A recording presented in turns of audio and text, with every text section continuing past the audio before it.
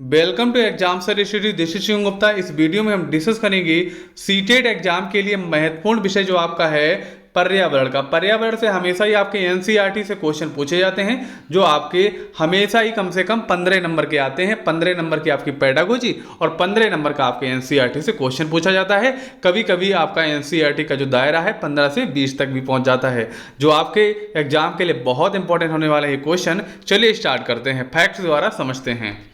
हम बात करेंगे पौधे से। इसका एक वीडियो हम पहले डाल चुके हैं प्लांट के बारे में। अब हम देखते हैं इसका सेकंड वीडियो। अब हम बात करने वाले खेजड़ी वृक्षों के बारे में। खेजड़ी वृक्षों के बारे में काफ़ी बार सीटेट जो क्वेश्चन है पूछ चुका है। चलिए देख लेते हैं। सन 1731 ईस्वी में राजस्थान के जोधपुर में अमृता देवी बिश्नोई ने खेजड़ी गांव में खेजड़ी वृक्षों को बचाने हेतु 363 महिलाओं के साथ स्वयं का बलिदान कर दिया था।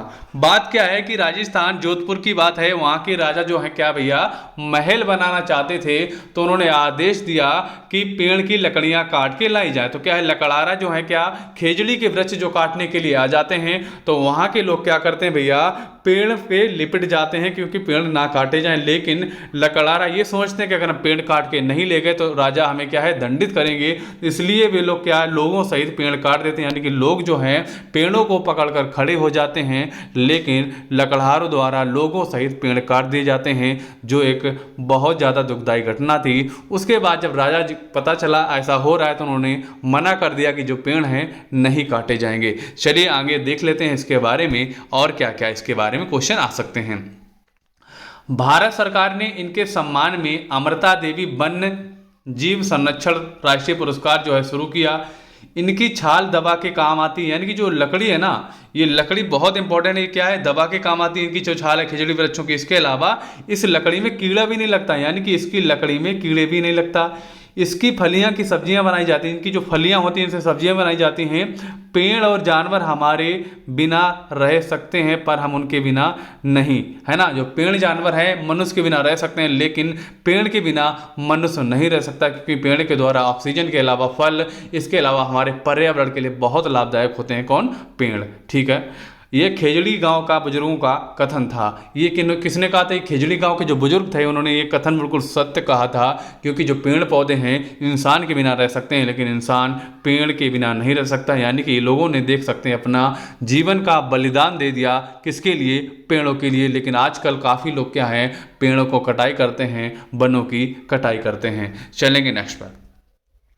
नेक्स्ट हम बात करने वाले हैं बीजों का प्रकीर्णन, है ना। बीजों की अगर हम बात करते हैं, तुमने देखा होगा काफ़ी बार भैया आप लोगों ने कि बीज ऐसी जगह जम आता है जैसे आपको पता चल ऐसा लगता है कि यहाँ पर बीज आ कैसे गया। चलिए उसके बारे में वर्णन कर लेते हैं। बीजों का जो प्रकीर्णन है हवा द्वारा होता है, जल द्वारा होता है, जीवों द्वारा होता है। जैसे कि आप एक किसी पौधे का देखेंगे बीज देखेंगे, इसमें क्या होता है जैसे हवा आएगी तो बिखर के जो क्या है बहुत दूर तक इसका बीज चला जाएगा। उसके अलावा क्या है इसका जो बीज भैया है चिड़ियों द्वारा भी, जैसे चिड़ियों ने पकड़ा बीज और बहुत दूर तक उड़ती चली गई, वहां पर उन्होंने क्या बीज इसका गिरा दिया। उसके अलावा इसका बीज जो है जल द्वारा भी फैल जाता है। जैसे जल का बहाव आया या कोई भी बाढ़ भी आ जाती तब क्या बीज जो है बहुत दूर तक चले जाते हैं और वहां पर क्या है भैया पौधे उस तरीके के जम आते हैं। इस तरीके से जो है बीजों का प्रकीर्णन होता है, यानी कि जो बीज हैं काफी जगह फैल जाते हैं और पौधे जो हैं वहां पर जम आते हैं। चलेंगे नेक्स्ट पर। नेक्स्ट आप देखेंगे सोयाबीन की अगर बात करेंगे, सोयाबीन का कैसे होता है प्रकीर्णन। सोयाबीन की जो फलियां हैं पककर सूख जाती हैं, छिटक कर बीज बिखर जाते हैं। अगर सोयाबीन की अगर बात करें, इनकी फलियां पकने के बाद इनके जो बीज हैं फलियां फट जाती हैं, दूर छिटक कर चली जाती हैं, लेकिन ये ज़्यादा दूर तक नहीं जाती हैं। लेकिन अगर हम बात करें ज़्यादा दूर तक जाने की, वो आपका जाता है जल द्वारा, आपके जीवों द्वारा, यानी जीव मनुष्य द्वारा भी जा सकता है, चिड़ियों द्वारा भी जा सकता है, क्योंकि मनुष्य भी द्वारा भी फलियां ला के कहीं डाल दी जाती हैं तो मनुष्य भी फैलाते हैं, यानी कोई भी जीव फैला सकता है। उसके अलावा हवा द्वारा जल द्वारा भी क्या है बीजों का प्रकीर्णन होता है। चलेंगे नेक्स्ट पर। नेक्स्ट की अगर हम बात करेंगे कौन से बीज कहां से आए, हम बात करने वाले हैं जैसे मिर्ची कहां से आई हमारे देश में, इस तरीके से हम बात करने वाले हैं। पुर्तगाली लोग मिर्ची दक्षिणी अफ्रीका लिखा है, यानी कि अफ्रीका काट दीजिएगा, यहाँ पे हो जाएगा अमेरिका। इंग्लिश में देखेंगे अमेरिका लिखा है, गलत टाइप हो गया है। यानी कि पुर्तगाली जो लोग थे भैया मिर्ची जो है ना, इस मिर्ची की अगर हम बात करें कहां से लाए थे, साउथ अमेरिका से लाए थे। इसको याद रखिएगा, मिर्च को भैया कहां से लाए थे, साउथ अमेरिका से लाए थे। कौन लाए थे? पुर्तगाली लोग लाए थे। चलेंगे नेक्स्ट पर। नेक्स्ट की हम बात करने वाले हैं भिंडी, गोभी और मटर भारत में अफ्रीका से भारत लाया गया था। अगर हम बात करते हैं नंबर 1 भिंडी की बात करें, गोभी की बात करें, है ना, चाहे भिंडी की बात करें, चाहे गोभी की बात करें, चाहे हम मटर की बात करें, ये सारे के तीनों जो हैं आपके कहां से आए? अफ्रीका से। याद कर लीजिएगा, बहुत इंपॉर्टेंट है। चलेंगे नेक्स्ट पर। नेक्स्ट आपका है चाय असम से लाई गई। चाय जो हमारे देश में असम राज्य है वहां से लाई गई, यानी कि हमारे देश की चाय है। तो चाय जो है कहां से लाएगी? असम से लाएगी। और सोयाबीन जो है चीन से लाएगी। आपके एनसीईआरटी से क्वेश्चन आया, बहुत इंपॉर्टेंट है। अगर सोयाबीन की बात करें, जिसके बारे में हम पढ़ रहे थे कि जिनकी फलियां बिखर जाती हैं, जो बीज हैं थोड़ी दूर तक चले जाते हैं, तो सोयाबीन है कहां से लाया गया? ये चीन से लाया गया। और चाय जो आपकी है असम से जो है चाय आपकी लाई गई। चलेंगे नेक्स्ट पर। अब हम बात करने वाले हैं कि बैगन, मूली, सेम, करेला, पालक, मेथी, आम, संतरा, बेर व केला जो हैं ये क्या सब भारतीय हैं? अगर भारतीय की बात करें, भारतीय जो सब्जियां और फल हैं ये सब सारे के सारे भारतीय हैं। कौन से? बैगन की चाहे बात कर ली जाए, चाहे मूली की बात कर ली जाए, चाहे सेम की बात कर ली जाए, उसके अलावा चाहे करेला, पालक, मेथी, आम, संतरा जो आपके फल आ जाते हैं, जो आपके बेर, केला जो है आपके, ये सारे के सारे जो आपके हैं भारतीय हैं। इनको भी आप याद रखिएगा। क्वेश्चन अगर आ जाए आपको अटकाने के लिए कि क्या है संतरा कहां से लाया गया, आपको ऑप्शन भी अमेरिका बहुत सारे दे दिए जाए, 4 एक भारतीय दे दी जाए उसमें, तो आप ऐसा सोचेंगे अरे ये तो क्वेश्चन कह रहा है कहीं से लाया गया होगा, तो आप दूसरे देश को ऑप्शन लगा दें। तो गलत मत करिएगा, याद रखिएगा हमारे भारत की क्या क्या चीजें हैं उनको भी याद रखिएगा, क्योंकि क्वेश्चन कभी भी घुमा के पूछ सकता है। चलेंगे नेक्स्ट। नेक्स्ट हम बात करने वाले थ्रेसर। थ्रेसरिंग क्या होता है इसके बारे में हम बात करने वाले हैं। यानी कि दाने को बाली से अलग करने हेतु जो थ्रेसर किया जाता है। आजकल देखेंगे, आपने देखा हो गांव में आएगी थ्रेसर। थ्रेसर से क्या है? गेहूं निकाले जाते हैं, धान भी निकाली जाती है। सीधा सा मतलब है कि अनाज को क्या है अलग करना, उसको थ्रेसिंग कहते हैं। पहले क्या करते थे कि लोग एक गट्ठे टाइप को उठाते थे, हाथ में पकड़े छोटा सा गट्ठा बना के और उसको पटक देते थे, यानी कि वो भी एक थ्रेसिंग का तरीका है ना, वो भी एक थ्रेसिंग का तरीका है। लेकिन आजकल एक थ्रेसर नाम की मशीन भी आ गई जिससे क्या है गेहूं या कोई भी फसल है अलग कर दी जाती है ना। वो ये तरीका आपका हुआ थ्रेसिंग का। पहले लोग क्या करते थे, एक तरीके से पटक के निकालते थे, दाएं वगैरह चलाते थे, है ना, आदि प्रकार से क्या है थ्रेसिंग करते थे। लेकिन नए जमाने मशीनों द्वारा थ्रेसिंग की जाती है, यही इसका मतलब हो जाएगा थ्रेसिंग। अब हम बात करने वाले हैं निष्पादन के बारे में। निष्पादन की अगर हम बात करें, दाने को भूसे से अलग करना। भूसे से जो हम दाने को अलग करते हैं ना, वही प्रक्रिया क्या कहलाती है? वही प्रक्रिया भैया निष्पादन कहलाती है आपकी, है ना। इसको याद रखिएगा। यानी कि विंडोइंग की बात की जाए, विनोइंग की अगर बात करें तो विनोइंग क्या है? विनोइंग निष्पादन है। और ये कैसे किया जाता है? दाने को भूसे से अलग करना विनोइंग कहलाता है। इसको याद रखिएगा, बहुत इंपॉर्टेंट टॉपिक है आपके सीटेट के लिए। एनसीईआरटी से क्वेश्चन ऐसे ही आपके एग्जाम में आते हैं। चलेंगे दोस्तों अपने अगले टॉपिक की तरफ देख लेते हैं। अब हम बात करने वाले हैं कीटहारी पौधा। कीटहारी पौधे की बात करेंगे। ये क्वेश्चन अधिकतर सभी एग्जाम में आया, बहुत ज्यादा इंपॉर्टेंट है। इसको आप डाल लीजिए, वेरी वेरी इंपॉर्टेंट है ना, इसको डालिएगा, वेरी वेरी इंपॉर्टेंट जो क्वेश्चन आपका है, बहुत ज्यादा है। हम बात करने वाले हैं नेप्थनीज के बारे में। कीटहारी पौधा है, इस तरीके क्या होता है, क्या है इसमें कीड़ा चला जाता है, ये ढक्कन एक तरीके से ऊपर से बंद हो जाता है यहाँ पर, और या क्या है कीड़ा उसके अंदर फंस जाता है और कीड़ा मर जाता है। एक तरीके से ये पौधा है, कीड़े को खा लेता है, ये बोल सकते हो, है ना। ये कहाँ पाया जाता है? ये आपका पाया जाता है इंडोनेशिया में। भारत में कहाँ पाया जाता है? मेघालय में पाया जाता है। इसके अलावा ये कहाँ पर पाया जाता है? ऑस्ट्रेलिया में पाया जाता है। इंग्लिश में आपको मिल जाएगा, हिंदी में हमने नहीं लिखा है। यानी कि ये पौधा जो है कहाँ मिलेगा आपको? इंडोनेशिया में और भारत में कहाँ पर? मेघालय में। इसके अलावा ऑस्ट्रेलिया में पौधा मिलता है। कौन सा? नेप्थनीज। ये क्वेश्चन काफी बार पूछा जा चुका है, इसको आप याद रखिएगा।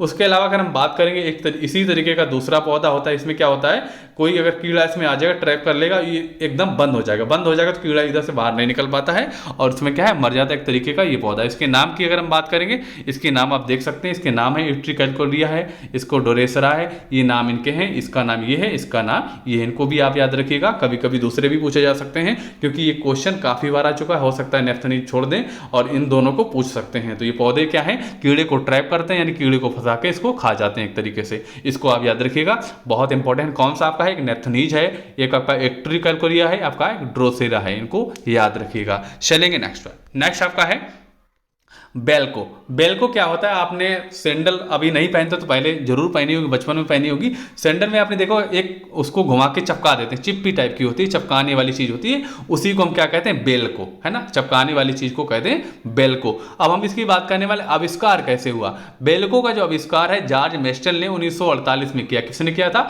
जॉर्ज मेस्टल ने किया था। एक इनका देख लेते हैं, बहुत अच्छा तरीका से किया था, यानी कि एक कहानी के ऊपर है, इन्होंने कैसे इसका आविष्कार किया।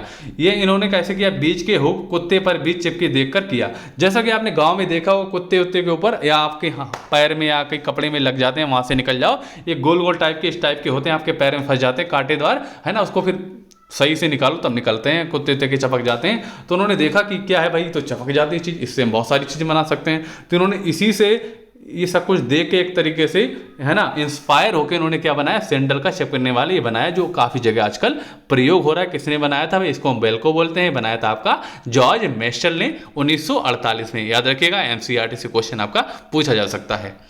अब हम बात करने वाले हैं महत्वपूर्ण बिंदु के बारे में, जो आपके एग्जाम में बहुत इंपॉर्टेंट है। आपका एनसीईआरटी में एक क्वेश्चन और आता है, प्याज कब बोया जाता है, इसकी अगर बात करी जाए, प्याज कब उगाई जाती है, तो प्याज जो है जुलाई में उगाई जाती है। अगर हम बात करेंगे, अगर कहेंगे भाई हमने तो जून लास्ट में बो दिया या अगस्त स्टार्टिंग में बो दिया, लेकिन ये हो सकता है आपने बुआ हो। लेकिन बात करेंगे एनसीईआरटी की, तो एनसीईआरटी ने जो कहा है वो आप वही सही करेंगे, जुलाई का ही आंसर सही मारेंगे अगर क्वेश्चन पूछा जाएगा। अब हम बात करने वाले हैं विलुप्त पौधे, है ना, बहुत सारे पौधे जो हैं, प्रजातियां हैं हमारे पृथ्वी से क्या है, विलुप्त हो गई हैं, तो उनके बारे में हम बात करने वाले हैं, है ना। तो विलुप्त पौधे की अगर बात करेंगे, कम से कम 20 जो प्रजातियां हैं भैया क्या है, गायब हो चुकी हैं। और इन प्रजातियों को आप कहाँ मिलेंगे, है ना, पूछा जाएगा कि जो विलुप्त पौधे प्रजातियां हैं कहाँ पर मिलेंगी, किस बुक में मिलती हैं, तो ये मिलती भैया है रेड डाटा बुक। इसको याद रखिएगा, रेड डाटा बुक में क्या है, रेड डाटा बुक में विलुप्त प्रजातियां सम्मिलित की जाती हैं, है ना, जो प्रजातियां गायब हो गई हैं पृथ्वी से, जो पहले भारत मतलब भारत या पृथ्वी में हुआ करती थी। हम दुनिया की बात करने वाले हैं, भारत की सिर्फ बात नहीं की जा रही, पूरी दुनिया की बात है। यानी कोई भी, चाहे जीव हो चाहे पौधा हो, कोई भी हो, अगर प्रजाति वो गायब हो गई है तो उसको आप किस में डिटेल मिलेगी, आपको रेड डाटा बुक में मिल जाएगी। अब हम बात करने वाले जैसे कि एक विलुप्त की बात कर लेते हैं, जैसे डायनासोर हो गया। दूसरा एक पक्षी की अगर बात कर लेते हैं, ये आपका डोडो हो गया। डायनासोर बहुत पहले गायब हो गया था, बहुत खतरनाक एक तरीके का जानवर है, जिससे क्या है बहुत पहले गायब हो। कहा जाता है कि उल्का पिंड जो है पृथ्वी पर गिरा था, बहुत बड़ा उल्का पिंड, जिससे क्या है डायनासोर सारे के सारे मारे गए, ये कहा जाता है। थ्योरी है, बहुत सारी थ्योरी है, सही क्या है वो अभी कोई नहीं कह सकता, सब वैज्ञानिक का अनुमान है, सारे साइंटिस्ट हैं, सबने अनुमान लगाया कि ऐसा हो सकता है। विलुप्त पक्षी की बात करते हैं, विलुप्त पक्षी डोडो है, जो क्या है भारत में पहले पाया जाता है, अंग्रेजों द्वारा इसको क्या है खत्म कर दिया गया। अब हम बात करने वाले हैं क्रोटोन नामक पौधे द्वारा ये पता कर कि पौधे की सिंचाई कैसे कब करनी है ना। एक क्रोटोन नामक पौधा है, इससे ये पता चल जाता है कि खेतों में सिंचाई कब करनी चाहिए कब नहीं करनी चाहिए, ये इसका संकेत दे देता है। ये कौन सा पौधा है, क्रोटोन नामक पौधा, इसको याद रखिएगा आप। अब हम बात करने वाले हैं कि केरल, तमिलनाडु और कर्नाटक में इडली डोसा चावल, और इसके बारे में हम बात करने वाले हैं। केरल की बात करें या तमिलनाडु की बात करें या कर्नाटक की बात करें, तो यहाँ पर सबसे ज्यादा क्या होता है, इडली बनती है, डोसा बनता है, यानी कि जो चावल की चीजें हैं वो कहां पर बनती है, केरल, तमिलनाडु और कर्नाटक में। इसको आप याद रखिएगा, ये बहुत इंपॉर्टेंट फैक्ट है। उसके अलावा एक पकवान टाइप का है, एक रेसिपी बोल सकते हैं, केरल में क्या बनाया जाता है, टेपियोका, इसको नाम क्या है, टेपियोका, जो है कहां पर बनाया जाता है, केरल में। अगर हम बात करें इडली डोसा, जो चावल की जो चीजें हैं वो कहां बनाई जाती हैं, आपकी केरल, तमिलनाडु, कर्नाटक में, यानी साउथ की चीजें आप जानते हैं। सारा का सारा जो खाना है, एक तरीके का नाश्ता बोल सकते हैं, सारा का सारा साउथ का है। एक क्वेश्चन बहुत इंपॉर्टेंट है जो काफी बार पूछा जा चुका है, सांप के बारे में क्वेश्चन काफी बार आया, इसको याद रखिएगा, बहुत इंपॉर्टेंट दोनों क्वेश्चन है। पहला, दूसरा क्वेश्चन क्या है कि हांगकांग में सांप का व्यंजन खाया जाता है, बिल्कुल सही बात है। क्वेश्चन आ जाता है कि सांप कहाँ खाए जाते हैं, सांप जो कहाँ खाए जाते हैं, सांप खाए जाते हैं आपके हांगकांग में, ये आपका एनसीईआरटी में लिखा है। दूसरा इसमें दिया है कि भैया इसे क्या कह सकते हैं, इसे कहते हैं लिंग ह्यूफेन कहते हैं, क्या लिंग ह्यूफेन कहते हैं। इस खाने को क्या कहते हैं, लिंग ह्यूफेन, यानी कि एक जो व्यंजन है सांप का, इसको कहते हैं लिंग ह्यूफेन, इसको याद रखिएगा। कहां पर खाया जाता है, हांगकांग में खाया जाता है। इडली डोसा आपका केरल, तमिलनाडु, कर्नाटक में खाया जाता है। और केरल का पकवान का नाम क्या है, टेपियोका, इसको याद रखिएगा, बहुत इंपॉर्टेंट है। अगर दोस्तों आपको हमारा वीडियो अच्छा लगा, वीडियो को अवश्य लाइक करें, ज्यादा से ज्यादा शेयर करें, चैनल को सब्सक्राइब नहीं किया सब्सक्राइब कर लें, जिससे आपको हमारे डेली वीडियो मिलते रहे। आप हमारे टेलीग्राम लिंक से भी जुड़ सकते हैं, जिससे आपको अगर कोई नोटिफिकेशन नहीं आता, इससे आपको वीडियो की लिंक मिल सकती है। उसके अलावा हमारे चैनल पर आपको फ्री पीडीएफ के अलावा बहुत सारी जानकारियां मिलती रहती हैं। आपको टेलीग्राम में भी चैनल से हमारे जुड़ जाइए। अब आपको मिलेंगे अपने अगले वीडियो के साथ, तब तक के लिए जय हिंद, वंदे मातरम। साथ ही अपना और अपनों का ख्याल रखिएगा।